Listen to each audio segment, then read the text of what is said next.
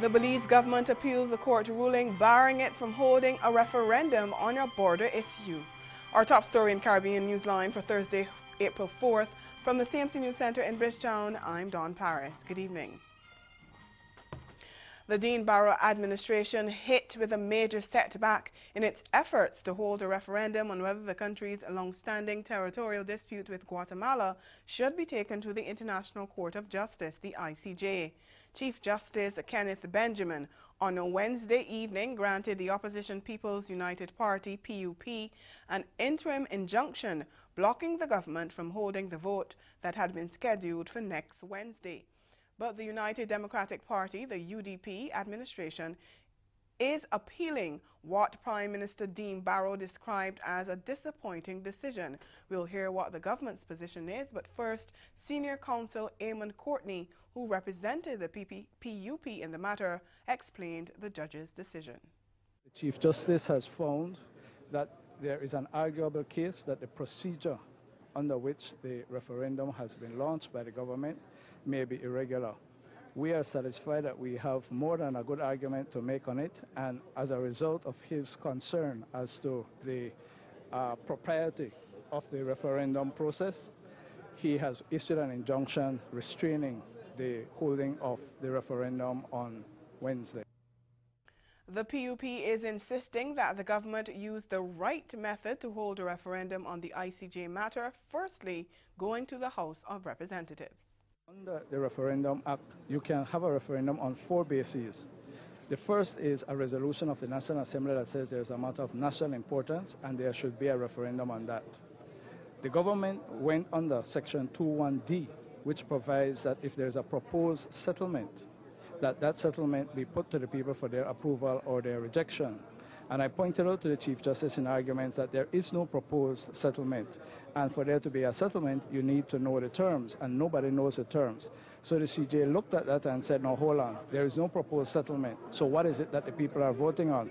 They're voting on a dispute resolution mechanism going to the ICJ. Well, that is not provided for in the Referendum Act under Section 2(1)(d).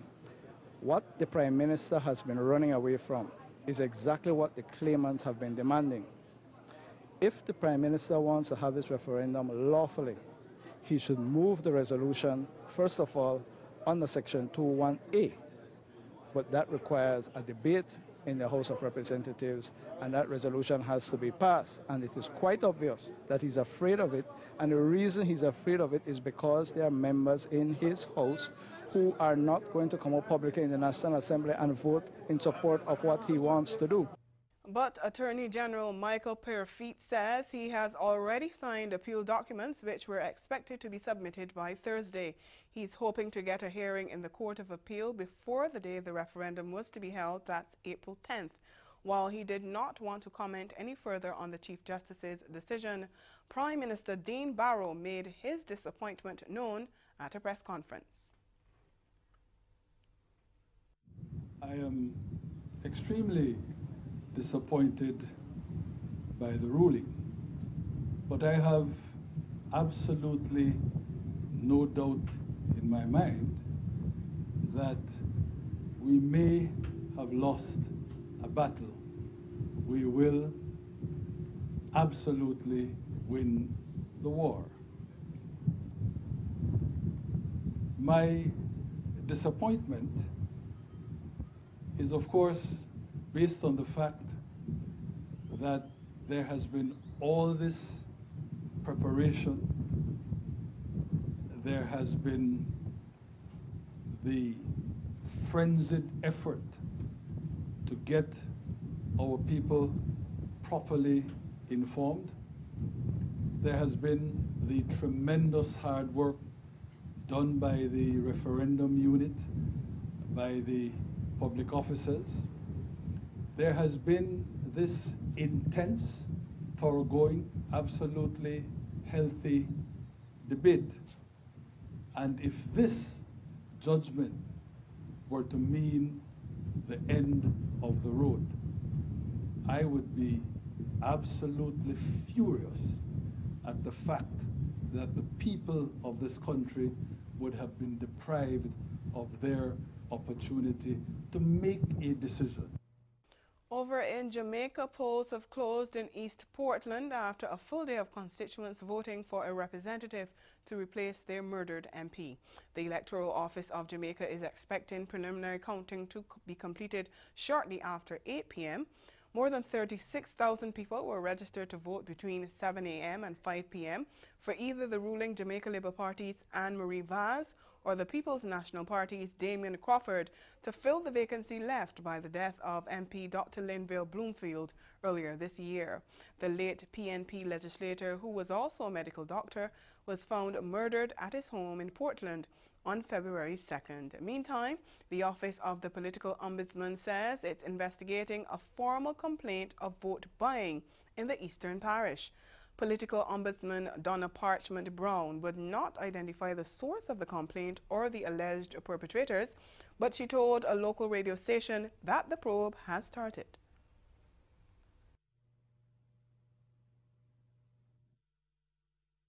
After the election, any wrongful acts that are done during the campaign and lead up to the election continue to be matters of concern.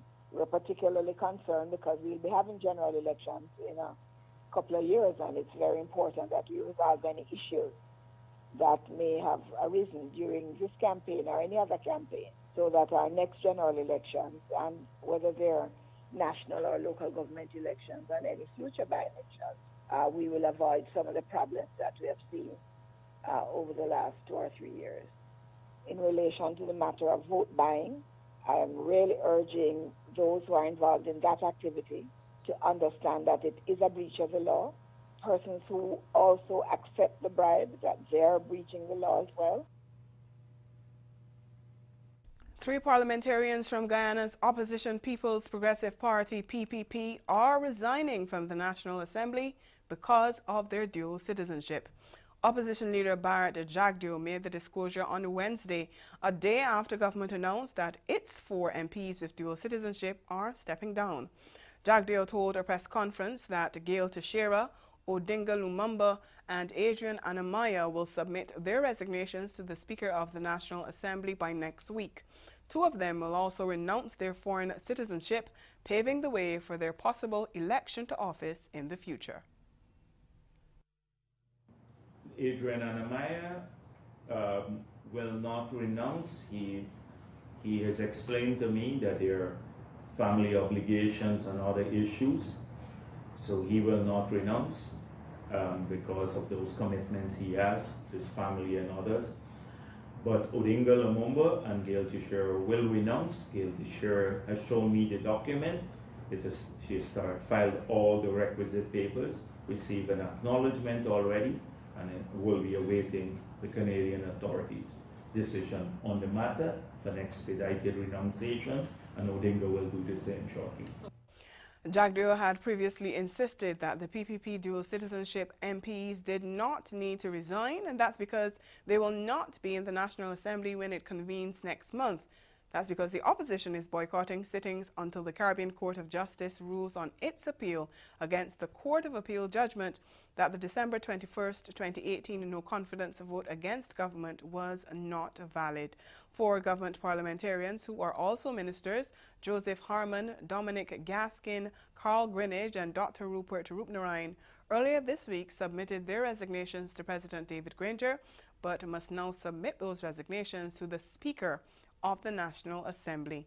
The decision of the government and opposition MPs to resign follows a High Court ruling which was affirmed by the Court of Appeal that persons who declare allegiance to a foreign power are not eligible to be elected to the National Assembly. Meantime, the smaller party in the ruling coalition government wants the Article 155 of Guyana's constitution, which prohibits persons with dual citizenship from being MPs, to be removed. At a press conference on a Wednesday, leader of the Alliance for Change, Raphael Trotman, said that article is doing Guyana a disservice and therefore needs to be amended, and his party will be pushing for that amendment. He says anyone who wishes to have a chance to contribute to Guyana should be given that chance. Noting that Guyana is significantly affected by the brain drain, Trotman further argued that the country cannot be developed the way the authorities want if the diaspora is not allowed to vote. cannot develop Guyana in the manner in which we wish to and at the pace at which we wish to if we close the door to the diaspora. And I think that they have a right to be represented in the National Assembly, and I am applauding the fact that my colleagues, as I read, will be making attempts to renounce their citizenship. One of the 4 government MPs who resigned, Dominic Gaskin, is a member of the AFC. He was born in Britain. Still to come, Trinidad says no to a gun amnesty. Stay with us.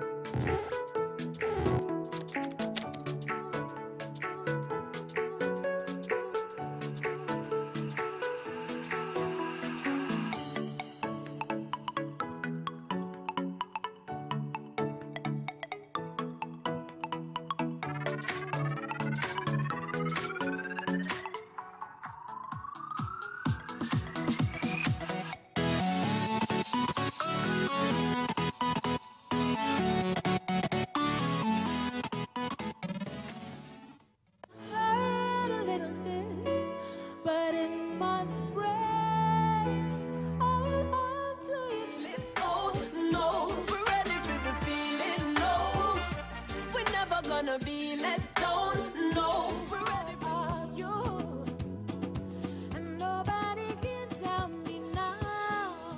I'm waiting. Like this, now them watching me like Netflix. Now leave them in the silence. Them wait for me to bring the vibes. Jamaican people. So after a minute, your vegetables should be nice and tender. And now we're gonna add our seasoned turkey in. And just let it saute for about half of a minute. And then you want to add your sweet peppers. About 10 minutes, your bacon will be fully cooked and it will be really nice and soft.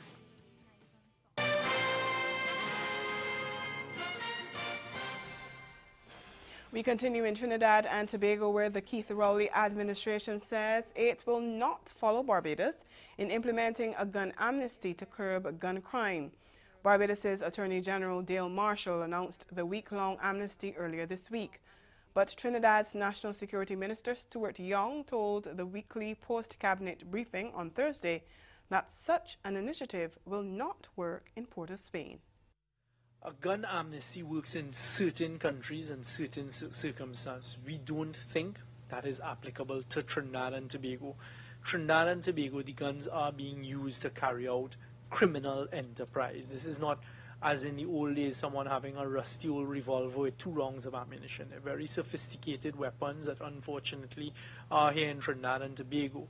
And we don't think there's a benefit to a gun amnesty. We think persons will just bring in older guns, but those who are using the guns to commit crime in Trinidad and Tobago are not going to put down their guns. Young told reporters that the government will soon introduce new legislation targeting criminals who have been granted bail but continue to engage in gun crime. Fully behind, and went to the Prime Minister with the suggestions, and he told me, go ahead, I've spoken to the Attorney General. So very shortly, in the next few days, you will hear about the type of legislation I intend to take to Parliament dealing specifically with that, because we're not going to sit down. This is a time to do things outside of the box. It's not business as usual. And there is not a single law-abiding citizen in Trinidad and Tobago who will not say things like bail and other things when it comes to repeat offenders with firearms. The law should not be different with respect to them. Grenada's Education Minister says government may have to consider increasing CXC fees if teachers continue to insist on being paid for marking student-based assessments, SBAs. The marking of SBAs has been a matter of contention in several countries across the region for the past few years. We get the details in this report from GBN News.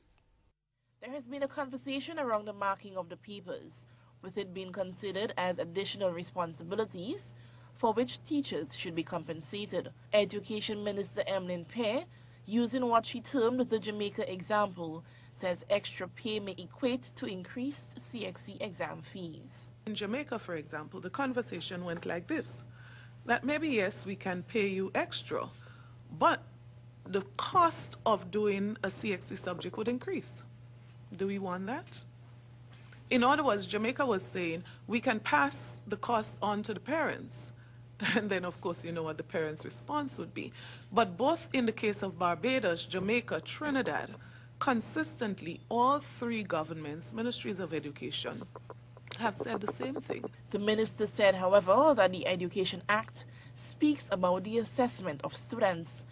A person who works 8 to 4 and they take on additional things after 4 o'clock, normally in the private sector, you are paid overtime, for example. Now, what I'm saying is that if we use that analogy, I'm saying that between 8 to 4, as in the private sector example, during those hours, we expect that those things would be done. And so the same with regards to the teachers and the marking of SBAs, we view it as part of the normal responsibility of those teachers who teach those levels at the secondary school. Now, if you ask me whether teachers deserve additional for anything at all that teachers do, I would say yes. The question is, are we in a position to do so? CXC Minister Pear added will be visiting Grenada soon to hold additional discussions on SBAs. Ahead in sport, a regional academic and former Cricket West Indies director calls for the dismissal of the Caribbean side's interim head coach.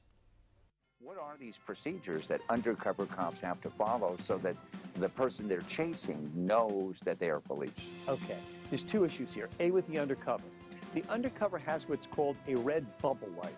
And this is a light that they could either put on the roof or on the dashboard. We see it on TV all the time. Exactly. So they could have done that. They did not do that. Why didn't they? Well, they actually were trying to testify that they did. As March 16th approaches, the date set for Buju Banton's first show in Jamaica in over 10 years, his co-manager, Donovan Germain, is hailing the artist's exceptional talent. Germain, who has managed Buju for decades and produced several hit songs with him, told the media that, musically, Buju Banton has done the mind-boggling. It is the norm for artists who have not performed for an extended period to take a while before they can tune their voices to sing their songs in the same keys as before their hiatus. Your feelings, everybody shown. I don't care cause everybody know the best. I got two. Opinions from a shellfish or a sheep. Don't you come to me. Could be the Mary Jane or the spell that I'm under. But I know what this could be. Tearing out my history for you. I gotta be if you're searching for forever. I'll be waiting.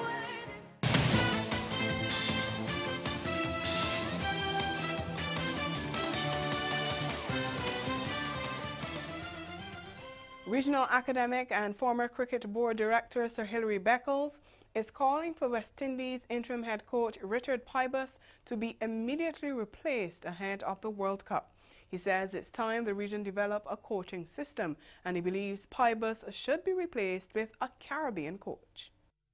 The West Indian cricket culture should now be identifying coaches who they will expose to this global intervention, not only for this moment, but for the future.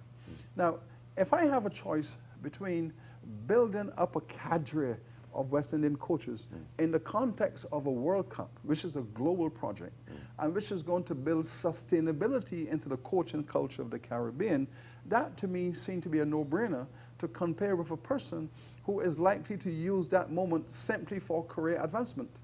Because he will enter the space, acquire that skill, acquire that knowledge, and move on to his next team as he builds his trajectory. So it seems to me that this is a moment to dig deep. This is a moment for West Indian people, having now changed their direction, having now acquired a leader who is a strategic thinker, for us now to dig deep and put together a Caribbean coaching system that will take us into this project and other projects. Sir Hillary expressed his disappointment at Pybus's decision to close the High Performance Centre at the University of the West Indies Cayfield campus in Barbados without reason, despite its track record of producing high-quality West Indies cricketers. He described the move as an act of vandalism to deny the current generation of players access to the skills and thinking of previous legendary players. Sir Hillary says he believes Pybus came with the view that young West Indian cricketers did not need to be exposed to the mind game of cricket. For young men, not to be given an environment where they could sit with the legends and have access to that knowledge. I mean, to hear Wes Hall speaking about bowling till the blood came through his boots because the West Indies must not lose this match. And Sir Frank would say, listen, Wes, you have to bowl for 2 hours. And to have access to that tremendous treasure trove of knowledge about how excellence was built up in the West Indies, and to deny the youngsters the environment of accessing that, accessing information, knowledge, legacy, to understand what is really at stake. I said it was an act of vandalism precisely because you tore down an institution that was there to guide the young people into the future. So, the High Court in Guyana has ruled that the executive of the country's cricket board is illegal. In the ruling on Wednesday, Justice Fidela Corbin declared that the executives cannot hold themselves to be office bearers or to do anything as it relates to the operations of the Guyana Cricket Board, the GCB, because the last elections were unlawful, illegal, null, void, and to no legal effect. The poll took place in January 2018 and Fizil Bacchus was elected president. The action against the GCB was filed by the secretary of the Berbice Cricket Board, who claimed that the Guyana Cricket Board was operating in contravention of the Guyana Cricket Administration Act. The court also ruled that the appointment of Stephen Lewis as cricket ombudsman be declared unlawful, null, void, and to no legal effect. Lewis's appointment came on May 3, 2018, 4 months after the GCB elected its executive committee, which meant that the board held its election without the appointment of a cricket ombudsman. Barbados has been crowned West Indies Women's 2020 Blaze and Regional Women's Double Crown champions, this after a 58-run unbroken third-wicket stand between world-rated all-rounder Deandra Doughton and West Indies women's teammate Kycian Knight formalized an 8-wicket victory over Guyana on Wednesday. Doughton smashed 6 fours and 2 sixes in a top score of 43 not out from 28 balls, and Knight made 24 from 28 as the Barbadians successfully chased a modest target of 86 in the final match of the tournament under lights at the Guyana National Stadium. A strong bowling performance led by the Windies pair of Hayley Matthews, who's the Barbados captain, and Shakira Selman had helped the Barbadians restrict the Guyanese to 85 for 7 from their allotment of 20 overs. After the tournament hosts won the toss and decided to bat. Matthews and Selman took 2 wickets apiece, but the visitors then limped to 28 for 2 in the 9th over before Doughton took charge of the chase with typically explosive batting to get the champions over the finish line with 23 balls remaining. The victory meant that the Barbadians played unbeaten in the tournament and won both women's titles this season following their capture just 10 days earlier of the Super 50 Cup, which they also finished without a loss. Still in cricket, West Indies all-rounder Kieron Pollard played only a small role, but it was enough to help Mumbai Indians thrash Dwayne Bravo's Chennai Super Kings by 37 runs on Wednesday and break the 3-game winning streak of the reigning Indian Premier League champions. Sent in to bat, the hosts marched to 170 for 5 off their 20 overs. Surya Kumar Yadav top scored with 59 from 43 balls, and Krunal Pandya chipped in with 42 from 32 deliveries. In reply, CSK slumped to 33 for 3 at the end of the 5th over before Kedar Jadhav struck 58 in a 54 4th-wicket stand with captain MS Dhoni. They now lie second in the standings on 6 points as Chris Gayle's Kings 11 Punjab assumed top spot on net run rate. And finally, Barbados is one win away from capturing the Caribbean Netball Association's Jean-Pierre Memorial Junior Tournament after they brushed aside Grenada 37-9 on Wednesday. The Barbadians led all quarters in the contest, 8-1 after the first period, 14-4 at halftime, and 22-5 after three quarters, on their way to their fifth straight victory in the championship. Goal shooter Damian Walrond led all scorers in the match with 17 goals from 20 attempts. Chiara Chase netted 7 from 10. Sumara Ben ended with 11 from 19, and Derica Haynes 2 from 4. The Barbadians faced St. Lucia late Thursday in the final game of the championship that will determine who takes the title. The St. Lucians rebounded from a setback on Tuesday when Trinidad and Tobago beat them 28-24 to prevail over Dominica 28-23. In the nightcapper, Trinidad and Tobago condemned hosts Antigua and Barbuda to a fruitless toil in the championship when they won 45-14. Grenada faced TNT, and Bermuda meet Dominica in the other games of the final evening of the championship. And that's sports. We'll be right back. Music is something I love, so we just always do it. So everything does right now I manifest and I look. The journey been great, you know, I learn a lot. When we just stepping at the game with it inexperience, so right now, just a learning process. As I tell you, some people are opportunists, you know. Them only come around for what you can do for them. So when them say no favor, the whole of them they give up and gone. Because you know it's a business. And we understand the business. Enough people come around if you say your artists are going to reach right. Before the start of the main event, we'll be kicking off with a unique warm-up event, the Commentators' Cup. Our three commentators and our roving reporter will be battling it out in the North Wales wave pool. 3 waves each, best single wave wins. How was your high C? Too late for that, mate.